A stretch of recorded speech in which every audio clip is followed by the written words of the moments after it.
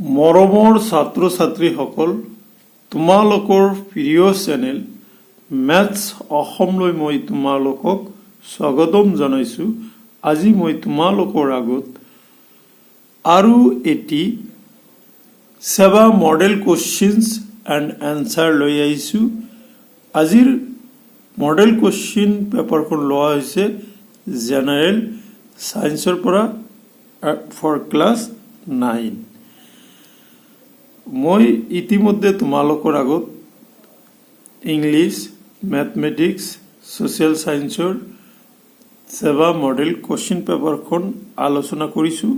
আশা কৰোঁ সেই ছাবজেক্ট কেইটিৰ পৰা তোমালোকে উপকৃত হৈছা। সেইটো আশা আগত ৰাখি আজি মই তোমালোকৰ আগত জেনেৰেল ছায়েন্সৰ কুৱেশ্যন পেপাৰখন আলোচনা কৰিম। কুৱেশ্যন পেপাৰখনৰ প্ৰথমতে section A.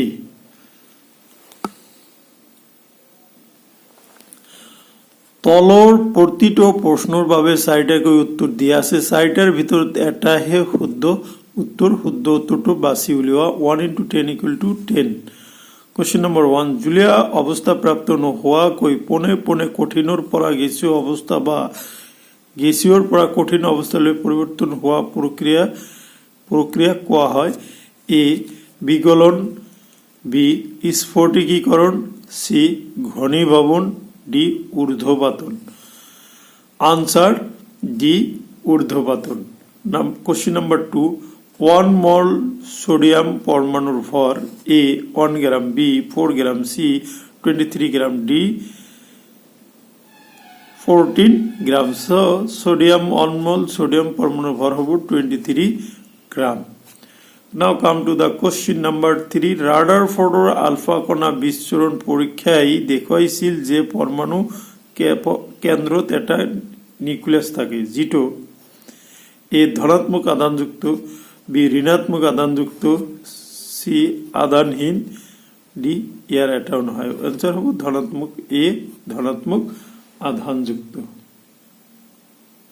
Now come to question number 4. তলত উল্লেখিত কোনবিধ কোষ অংগাণুৱে লিপিড সংশ্লেষণত সহায় কৰে? এ SCR, বি মাইটোকন্ড্রিয়া, সি গলগি সংঘ, ডি RER। এটার শুদ্ধ উত্তর হব এ SCR। কোশ্চেন নম্বর 5, ডেনড্রাইট এ হৃদপেশীত পোৱা যায়, বি এৰিঅলাৰ কলাত পোৱা যায়, সি নিউৰনত পোৱা যায়, ডি ৰৈখিক পেশীত, ৰৈখিক হবে, এইটো ৰৈখিক লিখিছে, ৰৈখিক পেশীত পোৱা যায়। শুদ্ধ উত্তৰটো হ'ব সি নিউৰনত পোৱা যায়। কোশ্চেন নম্বৰ 6, আৰ ব্যাসাৰ্ধযুক্ত বৃত্ত পথেৰে খেলুৱৈ এজনে সম্পূৰ্ণ এপাক দৌৰতে অতিক্ৰম কৰা দূৰত্বৰ পৰিমাণ? এ 2 পাই r/t, বি 2 পাই r, সি 0, ডি 2 পাই। আনসার বি 2 পাই r। কোশ্চেন নম্বৰ 7, এম ভৰযুক্ত বস্তু এটাই ভি বেগ আৰু এ ত্বৰণেৰে গতি কৰিলে বস্তুটোৰ ভৰ বেগৰ পি গাণিতিক প্ৰকাশ হ'ব কি? A P = mv, B P = ma, C P = mv², D P = kma। গতিকে শুদ্ধ উত্তৰ হ'ব পি = mv। ভৰ বেগ মানে ভৰ আৰু বেগৰ পূৰণফল। কোশ্চেন নম্বৰ 8, ৰবৰৰ ৰছী এডালৰ মূৰত শিলগুটি এটা ওলোমাই দিয়া হল। শিলগুটিটো লাহে লাহে পানীত ডুবিবলৈ দিলে ৰবৰৰ ৰছীডালৰ সম্প্ৰসাৰণ এ বাঢ়ে, বি কমে, সি একে থাকে, ডি প্ৰথমতে বাঢ়ে আৰু তাৰপিছত কমে। গতিকে শুদ্ধ উত্তৰটো হ'ব বি কমে। 9, কোশ্চেন নম্বৰ 9, কাৰ্যৰ একক এ জুল, বি নিউটন, সি ৱাট, ডি নিউটন মিটাৰ। শুদ্ধ উত্তৰ হ'ব কাৰ্যৰ একক কি তোমালোকে জানা নহয়, এ জুল। নেক্সট 10 নম্বৰ, জীৱ জন্তুৰ আৰু উদ্ভিদৰ পেলনীয়া অংশবিলাকৰ পচন ঘটাবলৈ কেঁচু ব্যৱহাৰ কৰি তৈয়াৰ কৰা হাৰক বলা হয় এ হেউচ হাৰ, বি পচন হাৰ, সি কেঁচুমতা হাৰ, ডি কৃত্ৰিম হাৰ। সো শুদ্ধ উত্তৰটো হ'ব সি কেঁচুমতা হাৰ। Now come to section B. Question number 11. বিগলনৰ লিনতাপৰ সংজ্ঞা লিখা। উত্তৰ একক, এক নম্বৰ আছিল একক ভৰৰ গোটা বস্তু এটা নিৰ্দিষ্ট উষ্ণতাত সম্পূৰ্ণভাৱে গলি তৰল হ'বলৈ যি পৰিমাণৰ তাপ লাগে আৰু তাকে গোটা বস্তুটোৰ বিগলনৰ লিনতাপ বোলে। Question number 12. পৰমাণুৰ শক্তি স্তৰ কি? 1. পৰমাণু এটাৰ ইলেক্ট্ৰনবোৰে নিউক্লিয়াছৰ চাৰিওফালে কিছুমান নিৰ্দিষ্ট বৃত্তাকাৰ কক্ষপথত ঘূৰি থাকে, এই কক্ষপথবোৰক শক্তি স্তৰ বোলে। Question number 13. মাইটকণ্ড্ৰিয়াক কোষীয় শক্তিৰ ভঁৰাল বুলি কিয় কোৱা হয়? 1. মাইটকণ্ড্ৰিয়া কোষীয় শ্বাস প্ৰশ্বাসৰ কেন্দ্ৰস্থল, সবাত শ্বসন মাইটকণ্ড্ৰিয়াত সম্পন্ন হয়। শ্বসনৰ যোগেদি আহাৰত নিহিত শক্তি মুকলি হয়। এই শক্তি এডিপি অণুৱে গ্ৰহণ কৰি এটিপি অণুলৈ পৰিণত হয় আৰু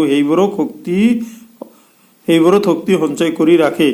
কোষক শক্তিৰ আৱশ্যক হলে এটিপি অণুৱে যোগান ধৰে, সেয়েহে মাইটকণ্ড্ৰিয়া কোষৰ শক্তিৰ ভঁৰাল আখ্যা দিয়া হয়।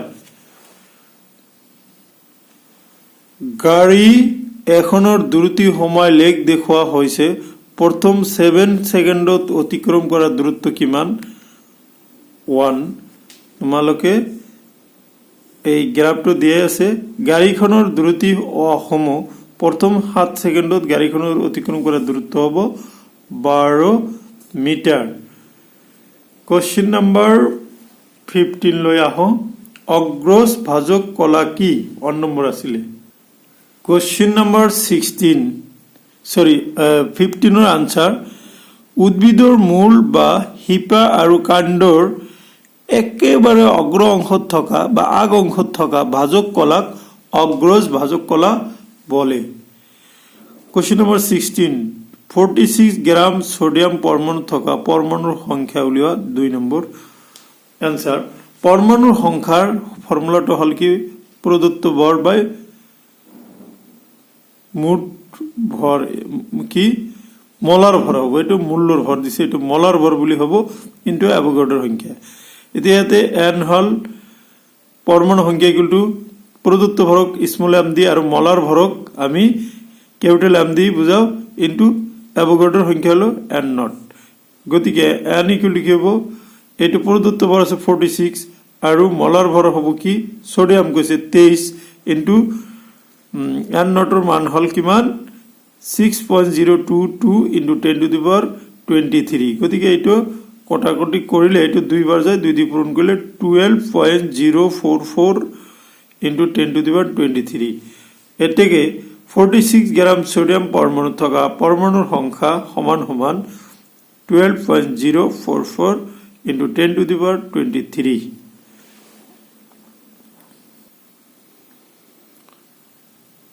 Question number 17.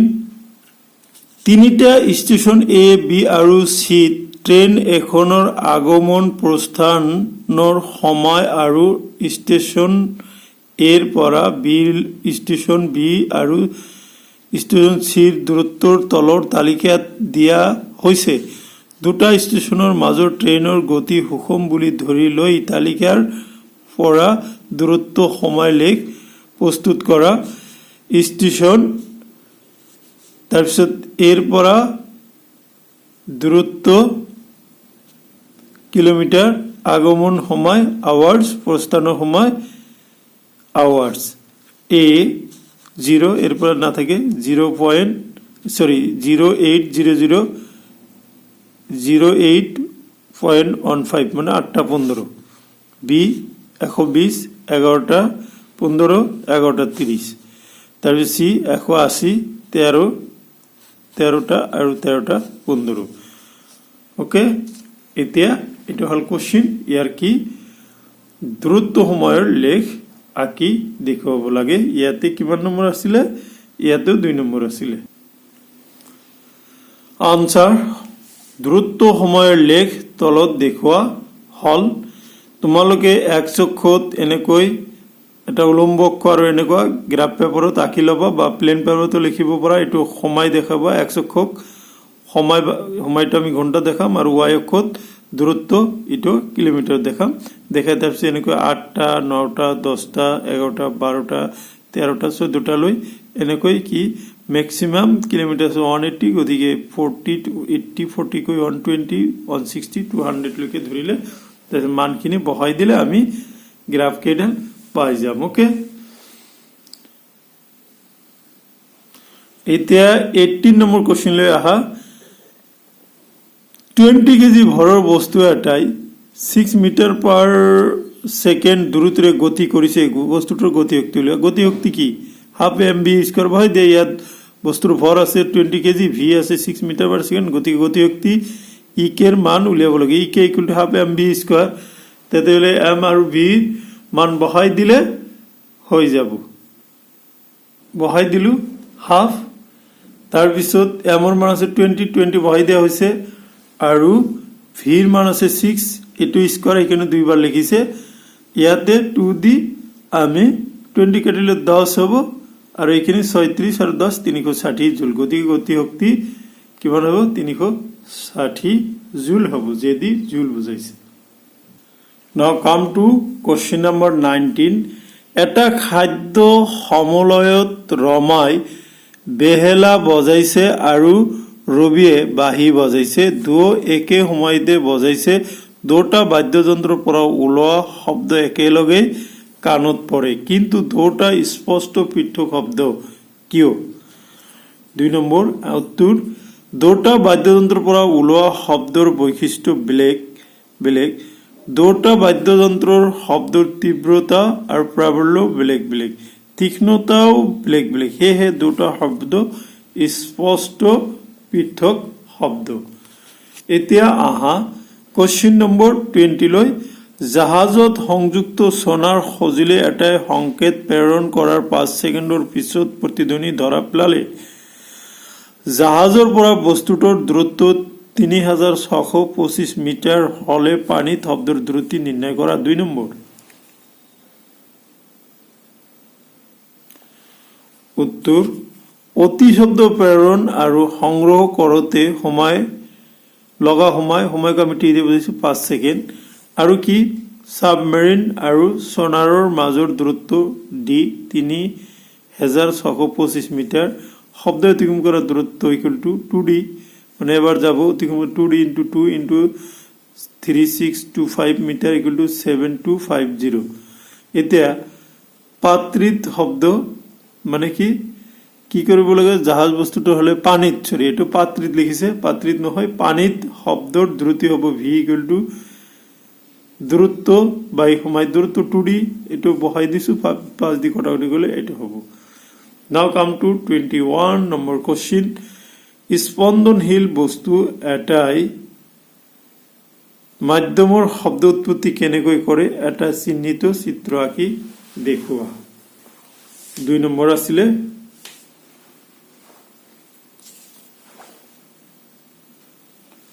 আনসাৰ। বস্তুৰ কঁপনিৰ দ্বাৰা শব্দৰ সৃষ্টি হয়। বস্তুৰ কঁপনিয়ে বায়ুত অনুদৈৰ্ঘ্য তৰংগৰ সৃষ্টি কৰে। শব্দ তৰংগই কাণৰ পৰ্দা কঁপালে আমাৰ শ্ৰৱণ অনুভূতি জন্মে। কম্পমান বস্তুৱে মাধ্যমত সংকোচন আৰু প্ৰসাৰণৰ সৃষ্টি কৰে। সংকোচন আৰু প্ৰসাৰণ অনুদৈৰ্ঘ্য তৰংগৰ ৰূপত প্ৰবাহিত হৈ শব্দৰ সৃষ্টি কৰে। বহুতো একক তৰংগ এটাৰ পিছত এটাকৈ সঞ্চালিত হৈ থাকে। যেতিয়ালৈকে বস্তুটোৱে কঁপি থাকে, কম্পনবোৰ তৰংগৰ ৰূপত কাণৰ ফালে সঞ্চালিত হলে আমি কাণেৰে শব্দ শুনো। 22 বৰষুণ কেনেকৈ হয়? পৃথিৱীৰ পৰিধিৰ পৰা পানী বাষ্পীভূত হৈ ওপৰলৈ বিভিন্ন জৈৱিক ক্ৰিয়াৰ ফলতো পানী বাষ্প আকাৰে বায়ুৰ লগত মিহলি হৈ ওপৰলৈ উঠি যায়। গৰম বায়ুৰ লগত মিহলি পানীৰ বাষ্প ওপৰলৈ উঠি যায়। বায়ুমণ্ডলৰ উষ্ণতা বৃদ্ধিৰ লগে লগে কমি যায়। বাষ্পীভূত হৈ ওপৰলৈ উঠি যোৱা পানীৰ বাষ্প শীতল অঞ্চলত ঘনীভূত হৈ ডাৱৰ সৃষ্টি কৰে। ডাৱৰে ঘনীভূত হৈ পানীৰ কণিকাৰ আকাৰে দেখা দিয়ে আৰু পানীৰ কণিকাবোৰ আকাৰত ডাঙৰ হৈ বৰষুণৰ টোপাল হৈ পৰে। গতিকে মৰমৰ ছাত্ৰ ছাত্ৰীসকল, এইখিনিয়ে আছিলে আজিৰ ভিডিঅ'ৰ বিষয়বস্তু। অহা ক্লাছত আমি 23 নং কুৱেশ্যনৰ পৰা আলোচনা কৰিবলৈ চেষ্টা কৰিম। থেংক ইউ ফৰ ৱাচিং।